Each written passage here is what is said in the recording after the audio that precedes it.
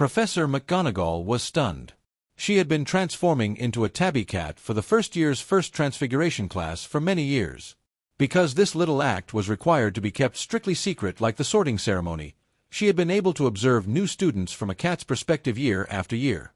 It was quite interesting. The vast majority of new students couldn't see through this cat's mystery, thinking the teacher hadn't arrived yet, and would talk loudly without restraint, continuing even after class time began. This year was no exception. Perhaps because of Harry Potter's enrollment, this year's little lions were particularly excited, glancing toward Harry every few sentences. Watching their behavior, McGonagall had already thought of her concluding remarks for the end of class. "You're the worst class I've ever taught."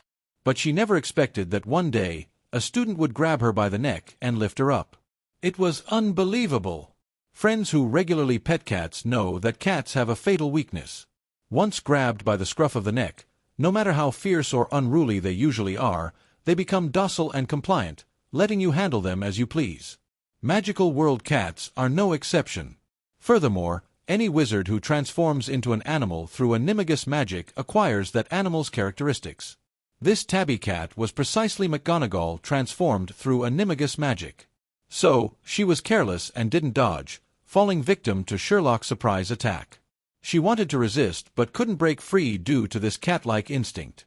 By the time her human nature overcame her animal instincts, Sherlock had already released her neck and placed her in his arms, switching from grabbing to petting.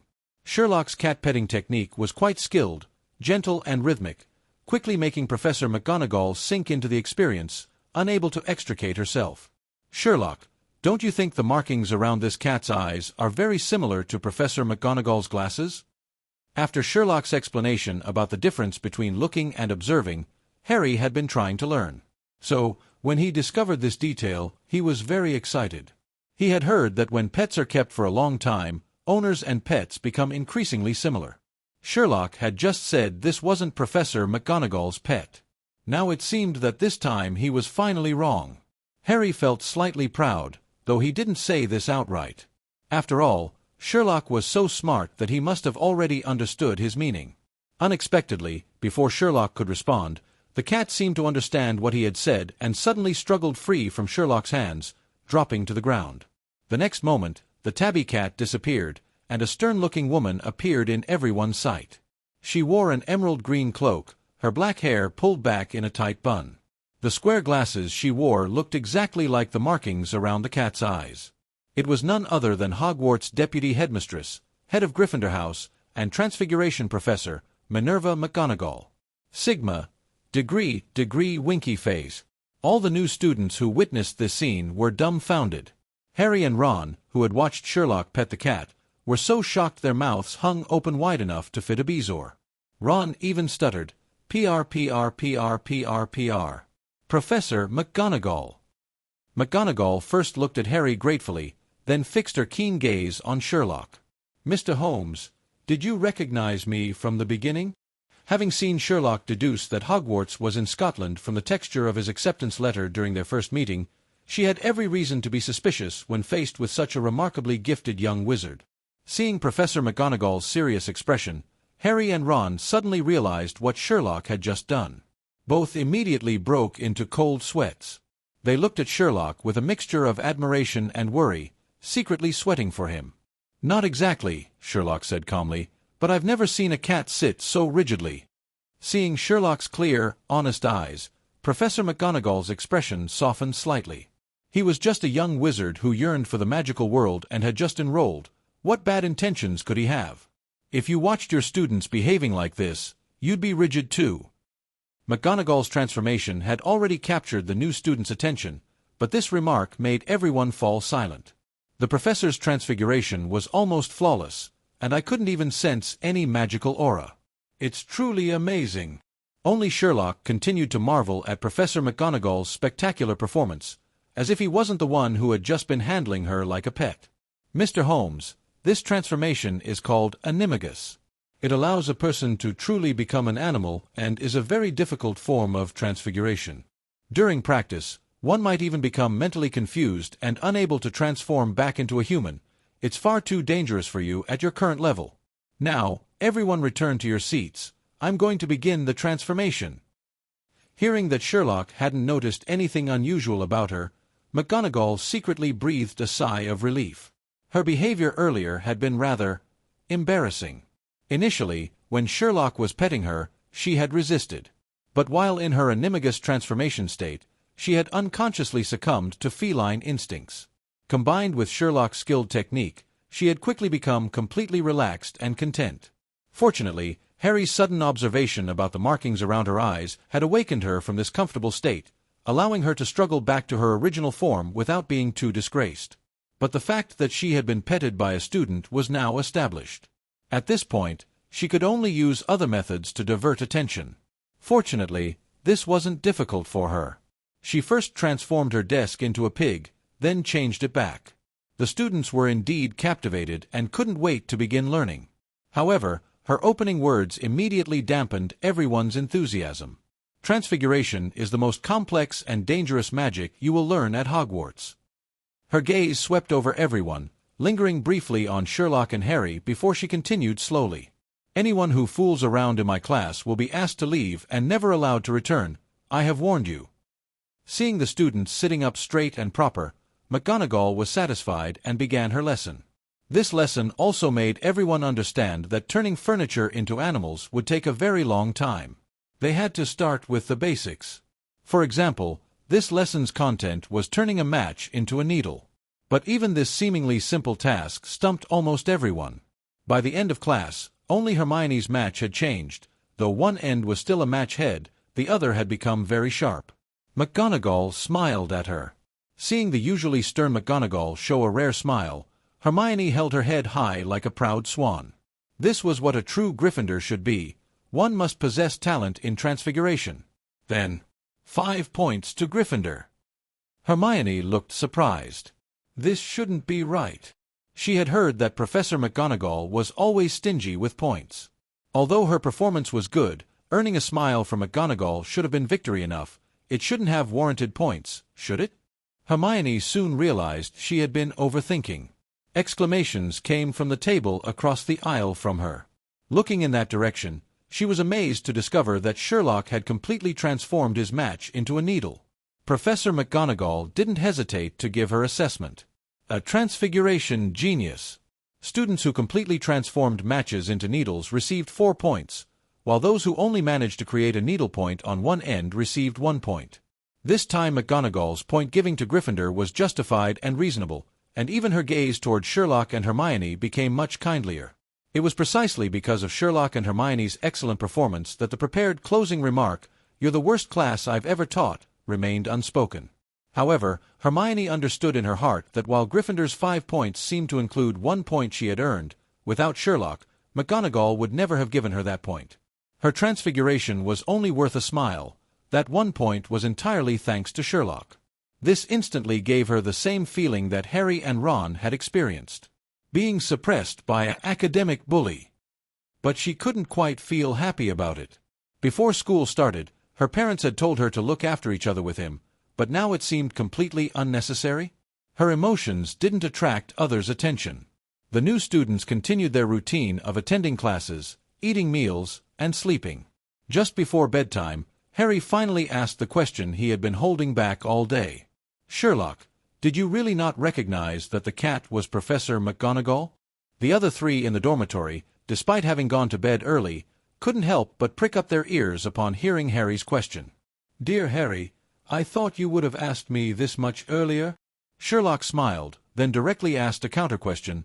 "So, what do you think?" Harry thought for a moment, feeling he should be honest when facing Sherlock. "I think you were lying to her." "Harry, you found the key point." Sherlock confirmed this, then said calmly under Harry's surprised gaze. "As I told you before, what we need is observation, not just looking. You also noticed the markings around that cat's eyes, but you didn't connect them to Professor McGonagall.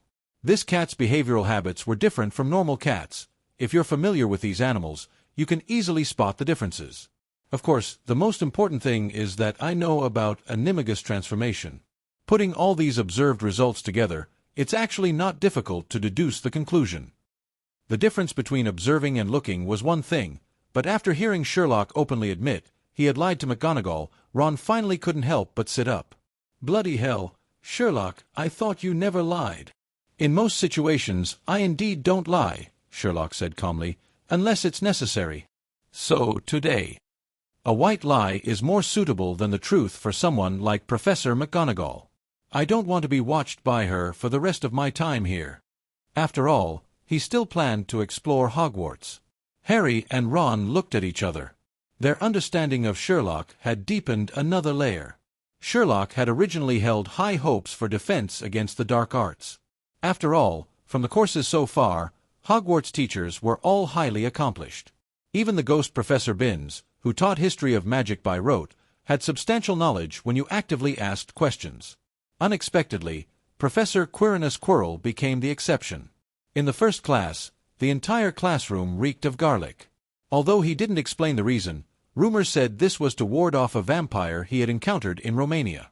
As everyone knows, garlic is an effective means of repelling vampires. For someone as timid and neurotic as Quirrell, constantly worried about being attacked by dark magical creatures, such behavior was understandable.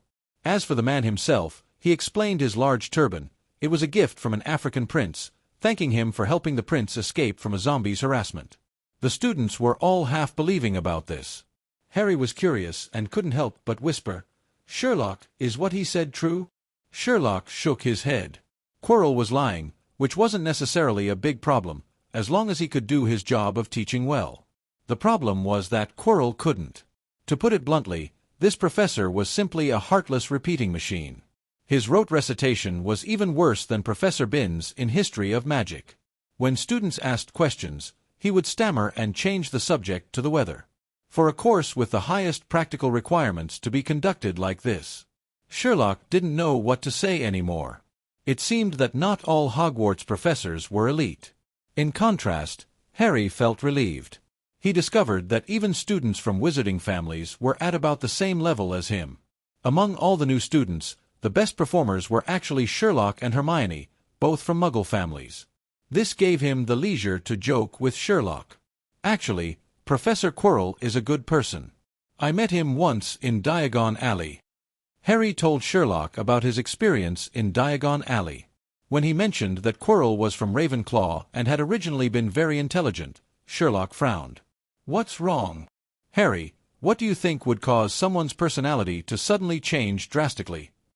Harry thought for a moment and said, "Hagrid mentioned that Professor Quirrell wanted to gain first-hand experience, but encountered vampires and hags in the dark forest, which changed him into what he is now." Not a bad explanation. Noticing Sherlock's dismissive attitude, Harry was somewhat surprised. "What, have you thought of something?" "My friend, it's always dangerous to theorize without sufficient evidence." Sherlock patted Harry's shoulder as he spoke. "Come on, it's time for lunch." After finishing their third herbology class of the week that afternoon, the new students welcomed the only evening course of the week. Astronomy. Professor Aurora Sinistra required all new students to observe the night sky with telescopes. The main content was learning the names of different stars and the orbital paths of planets. Compared to other courses, this one was undoubtedly much simpler. This was the only course that didn't require magic. However, Sherlock, who had performed excellently in other courses, shocked everyone. Having heard about Sherlock and Hermione's achievements, and considering the special nature of this course, Professor Sinistra deliberately questioned the two Muggle-born students. Hermione's answer was excellent. She not only fluently named the 9 planets but also explained the ecliptic and equatorial planes. But when it was Sherlock's turn, he honestly stated that he knew nothing about it. He only knew that Earth revolved around the sun. Everyone was then stunned. The Earth revolves around the sun, and the moon revolves around the Earth. Whether in Muggle families or wizarding families, this is common knowledge. Harry and Ron stared at Sherlock with expressions as if they'd seen a Dementor. All along, Sherlock had given them the impression of being all-knowing and omniscient, as if there was nothing in the entire world that he didn't know. Even if he truly didn't know something, it wouldn't matter, because he could observe and use deductive reasoning to arrive at the answer. But what was happening now? Hermione couldn't help but blurt out, You only know that the Earth orbits the sun, nothing more about the universe like number of planets?" It was truly hard to imagine that in the 20th century, there were still people who didn't know this fact. "You all seem surprised." Seeing their expressions, Sherlock laughed. Even if I understood these things, I would try my best to forget them. Forget them? Why? Sherlock tapped his skull with his finger. For me, the brain is like a hard drive. It only makes sense to store useful things in it. Ordinary people often fill their minds with rubbish, and the consequence of doing so is that the knowledge truly useful to them gets squeezed out.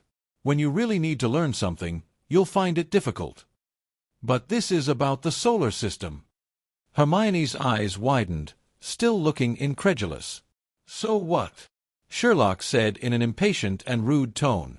You say we revolve around the sun and more about the universe, but even if we revolved around the moon or spun around a garden like little bears, it wouldn't have any impact on me or my life, would it? So, stop tormenting me with your deeper insights. Hermione, Sigma, degree. Harry and Ron exchanged glances. What he said makes so much sense, I'm speechless. As if sensing that his tone had been somewhat excessive, Sherlock immediately added, Sorry, I seem to have been rather rude, but that's not important. From today on, I'll have to remember these things, until this subject becomes an elective. Hermione. That day, all the first years in the class gained a deeper understanding of Sherlock. Hermione discovered that she had misunderstood Sherlock in the past. This person is nothing like me at all. After Thursday's Transfiguration and Charms classes, time came to the last day of study. Having classes with Slytherin is bad enough, but having potions class with them is absolutely dreadful. According to the schedule, Gryffindor first years would have 2 potions classes together with Slytherin students. This made every Friday a Black Friday for the Gryffindor first years. Snape is the head of Slytherin House. They say he favors his own students. The terrible news made even Ron, who loved his food, lose his appetite as he stared gloomily at the food on the table. Professor Snape. When Ron mentioned this name, both Sherlock and Harry's minds simultaneously conjured up the image of a man with greasy black hair, a hooked nose, and sallow skin. Sherlock remembered him due to his excellent observation and memory skills. Harry had an additional reason beyond that. Sherlock, at the opening feast, Professor Snape was staring at me. But just as he was about to tell Sherlock about this and hear his opinion, over 100 owls suddenly flew into the great hall. Among the flock of mail-delivering owls, a beautiful snowy owl fluttered its wings and landed between Harry's jam dish and sugar bowl, placing a note on his plate. Hedwig. Harry was somewhat surprised. So far, this owl that Hagrid had given him as a birthday present hadn't brought Harry anything yet. Unlike Sherlock's Watson, which occasionally brought pleasant surprises. Hagrid wants to invite you to have afternoon tea with him, Sherlock said without lifting his head. Sherlock, did you learn some spell from Professor Flitwick that lets you see through paper? After saying this, Ron found it amusing and couldn't help but laugh. But his laughter soon stopped, because Harry's expression as he read the note seemed to indicate that Sherlock hadn't been wrong. He got it right again. He couldn't help but mutter under his breath. Harry nodded and pushed the note toward Ron. Written in scrawling handwriting, it read, Dear Harry, I know you have no classes on Friday afternoon. I wonder if you could come around 3 o'clock for tea. I'd very much like to know how your first week went. Please send me an answer with Hedwig. The two couldn't help but stare at each other. Although they had witnessed Sherlock's abilities more than once, whenever new situations arose, they were still amazed by his skills. Bloody hell! How did you deduce that? Deduce what? Just, how did you know this letter was from Hagrid, and that he was inviting Harry for tea? I don't have time to discuss such trivial matters. Sherlock's tone wasn't kind, just like when he had dealt with Hermione on Wednesday night. But just as Ron was about to say something, Sherlock immediately smiled and said, Please forgive my rudeness, you interrupted my train of thought, but it doesn't matter. So, you couldn't tell that this letter was from Hagrid to Harry? At least not before opening it. Understanding this matter is rather easy, but explaining how I understood it is somewhat more difficult. It's like asking you to prove that 1 + 1 = 2. You'd inevitably find it somewhat difficult, though we both know it's an indisputable fact. Meeting Harry and Ron's eager gazes, Sherlock thought for a moment and decided to explain. Just now I saw Hedwig flying toward you from several tables away, with a note tied to her leg. This obviously indicated that someone had written you a letter. The Dursleys wouldn't normally write to you, and as a new student, you don't know many people at the magical school. Most are students who eat and attend classes with you daily. They wouldn't use owls to contact you. Hedwig usually asks you for a piece of toast when she comes, but she didn't today, obviously because she was already well fed. Someone who could feed her well, had a friendship with you at school, and needed to use owl post. The only person I can think of who meets all three conditions is Mr. Rubeus Hagrid. As for the letter's content, it's easy to deduce. As the good friend who originally brought you to school, wanting to know about your first week is perfectly natural. Plus, we only have this afternoon free from classes this week, so based on these circumstances, I believed Hagrid was inviting you for afternoon tea. Brilliant! Marvelous! Harry and Ron couldn't help but exclaim, drawing sideways glances from nearby people. You can read more chapters on. Actually, it's nothing special. Seeing Harry and Ron's shocked expressions and their heartfelt admiration, Sherlock said this but felt very pleased. Even though he was much more mature than his peers, he was still an 11-year-old child after all. Most importantly, he could tell that Harry and Ron's praise was genuine. Unlike those people he had encountered before. After recovering from their shock, Ron asked Harry to take him along to see Hagrid. Harry didn't refuse and immediately invited Sherlock to join them with great anticipation. Sherlock naturally agreed as well. This was precisely his original intention in approaching Harry, using the savior of the wizarding world as a fulcrum to interact with various kinds of people and gain high initial favorability. This way, he could obtain much information without expending too much energy.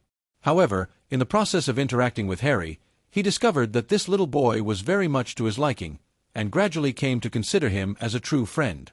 Precisely because they were friends, he couldn't afford to be vague when it was time to use this connection. Having received Sherlock's agreement, Harry was in great spirits and even forgot his worries about potions class and Snape. But he soon remembered them again. Because the potions classroom was located underground, the dim environment inevitably reminded one of the leaky cauldron. However, the reality was that this place was even colder and more sinister than the pub. Various bizarre animal specimens with strange postures and grotesque shapes were arranged along the walls, making one feel eerie and terrifying at just a glance. But compared to the professor of this course, they could even be called handsome. The potions professor was Severus Snape, also the last of the four house heads. As soon as he opened his mouth, a sarcastic feeling immediately hit them. Harry Potter. Oh yes, our new celebrity. The Slytherin students immediately snickered. Both Harry and Ron's faces turned red. Upon hearing this, Sherlock's eyes lit up. He leaned forward slightly, excitement flickering in his gaze. This professor has spirit. After taking attendance, Snape, like Professor McGonagall, gave all the students an intimidating introduction. You are here to learn the subtle science and exact art of potion-making. As there is little foolish wand-waving here, many of you will hardly believe this is magic. I don't expect you will really understand the beauty of the softly simmering cauldron with its shimmering fumes, the delicate power of liquids that creep through human veins, bewitching the mind, ensnaring the senses. I can teach you how to bottle fame, brew glory, even put a stopper to death, if you aren't as big a bunch of dunderheads as I usually have to teach. After this speech, the classroom fell silent in an instant. Sherlock nodded approvingly. He thought Snape was absolutely right. Many times, he had similar feelings. Certain people really could lower the intelligence of an entire street, and even when they appeared in his field of vision, they would disturb his eyes. More interestingly, he had also mentioned science. This was the first professor at the magical school to mention it. In Sherlock's view, this one was actually more suitable to be the defense against the dark arts professor. If they could swap him with Quirrell, that would be a masterstroke. Unfortunately, they couldn't be swapped. However, Sherlock glanced at Harry. Was Snape targeting this savior? With all the teachers, including the somewhat odd Professor Quirrell and the stern Professor McGonagall, all liking Harry, suddenly having such an anomaly appear was truly a very interesting thing. This scene was so delightfully entertaining that Sherlock simply played the role of an onlooker, watching Harry being made difficult by Snape. Potter, what would I get if I added powdered root of asphodel to an infusion of wormwood? As soon as Snape asked the question, Hermione nearby raised her hand high. Obviously, she was eager to prove that she wasn't one of those dunderheads Snape mentioned. As for Harry, from his completely bewildered expression, Sherlock knew this poor child, like Ron beside him, hadn't even heard the question clearly. "Sure enough," Harry answered honestly, "I don't know, sir." "Tut, tut, you didn't open a book before coming, did you, Potter?" Snape made no effort to hide his contempt. "Well, let's try again. Where would you look if I told you to find me a bezoar?" "Harry, asterisk. What is the difference between monkshood and wolfsbane?" "Harry, asterisk. Fame clearly isn't everything, is it, Mr. Potter?" Snape began mocking again. "Harry." Faced with Snape's sinister gaze and the unconcealed mocking looks from the Slytherin students, Harry felt both ashamed and angry, and finally couldn't help but retort. "Although I don't know, sir, I think Hermione knows the answer. Why don't you try her?" This time, someone finally couldn't help but laugh. But as Snape's gaze swept over them, the classroom instantly fell silent, so quiet that even a pin dropping could be heard. Sherlock raised an eyebrow. He naturally knew the answers to these questions. Philidospor's 1,000 magical herbs and fungi recorded them, and Arsenius Jigger's magical drafts and potions also mentioned them.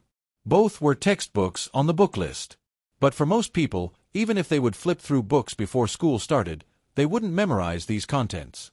Of course, if he didn't find this knowledge useful, Sherlock likewise wouldn't stuff it into his brain. It took up too much space. Hermione beside them performed with her usual consistency. After Harry's active recommendation, she was already standing with her hand raised. So why was Snape targeting Harry? Sherlock keenly sensed that although Snape's malice was directed at Harry, its source wasn't Harry himself. Considering Snape's age and status, an idea was gradually beginning to take shape in his mind. "Heh heh." Sherlock chuckled. Interesting, truly interesting. He hadn't expected that besides magic, Hogwarts teachers themselves were also quite fascinating. But at this moment, the classroom was in a state of complete silence due to Snape's earlier intimidation, making his light laughter particularly conspicuous. "Sit down."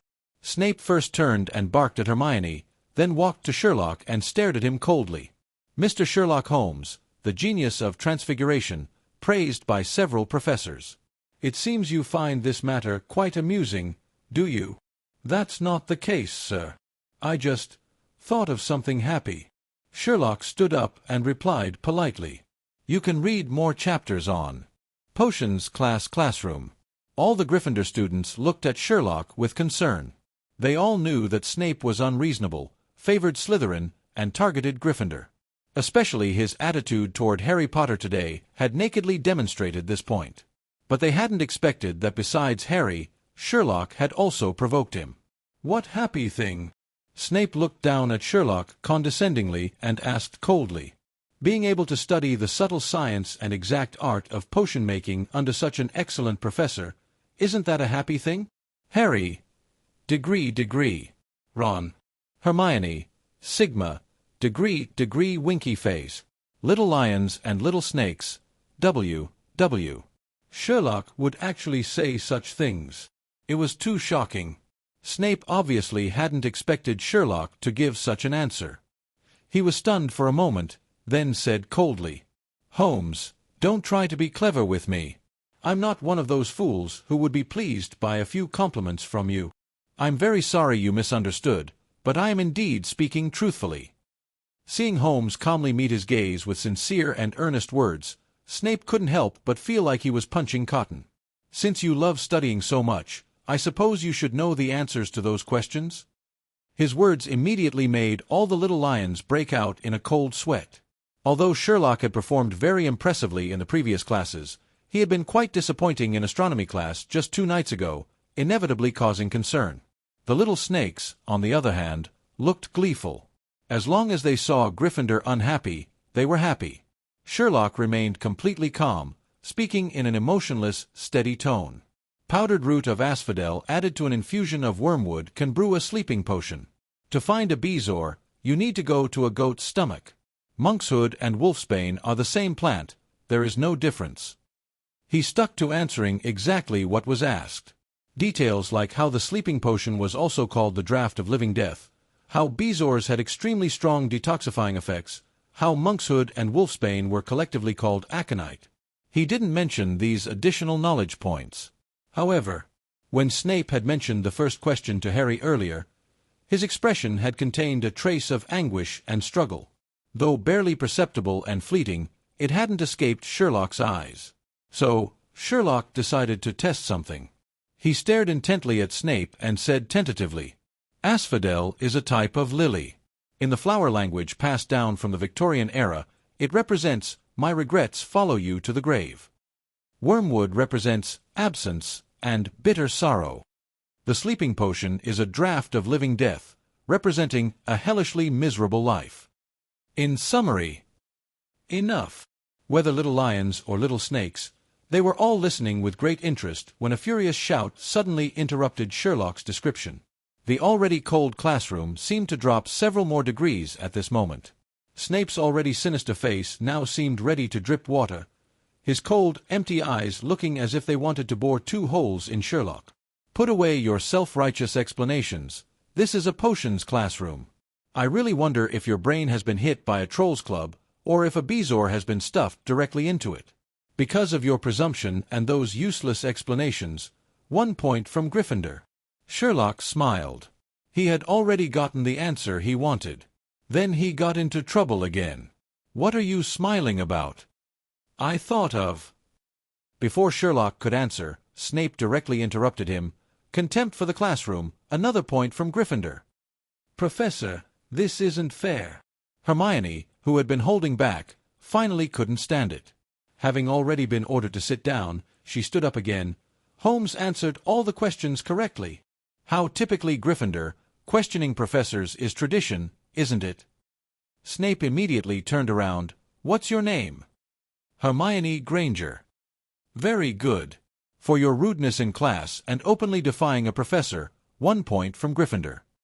Hermione, Sigma, degree winky face. "And you, Potter, can't even answer such simple questions, yet presumed to direct the professor. 3 points from Gryffindor." Harry, Sigma, asterisk. When Harry heard he was being deducted points, he was completely stunned. "What does this have to do with me? And why am I losing the most points?" He was about to speak when Ron kicked him from behind the cauldron. "Don't say anything," he whispered.